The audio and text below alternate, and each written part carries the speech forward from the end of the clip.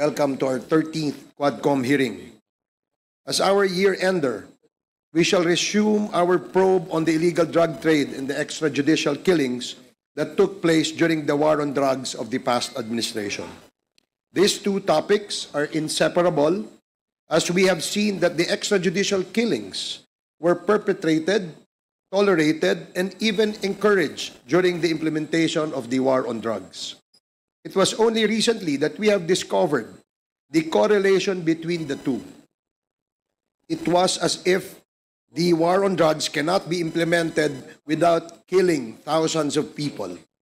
We didn't know the extent of this problem back then.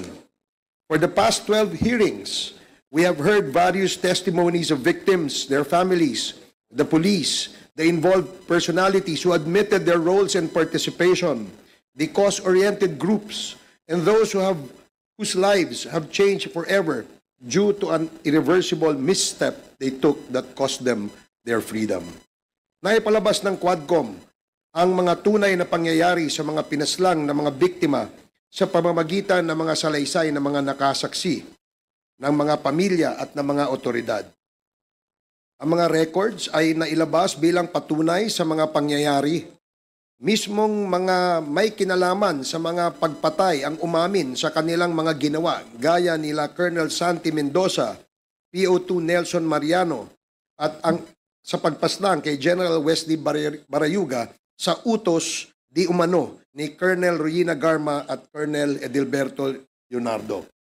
Maging sina Colonel Marvin Marcos at Colonel Jovi Espinido ay umamin sa kanilang mga ginawang pagsunod sa mga utos ng mga nakatataas sa kanila na nagresulta sa pagpaslang kay Albuera Leyte Mayor Espinosa at sa Parahinog family ng Misamis Oriental.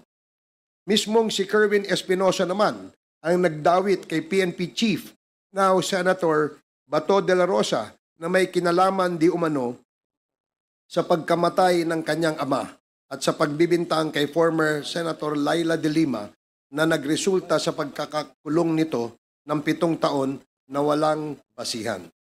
Sa pagharap ni dating Pangulong Rodrigo Duterte, kanyang inamin na inutusan niya ang mga kapulisan na patayin ang mga drug personalities, bagamat sinabi niya na dapat ito ay manlaban, na kung hindi naman manlalaban ay dapat piliting manlaban upang ma-justify ang pagpatay sa mga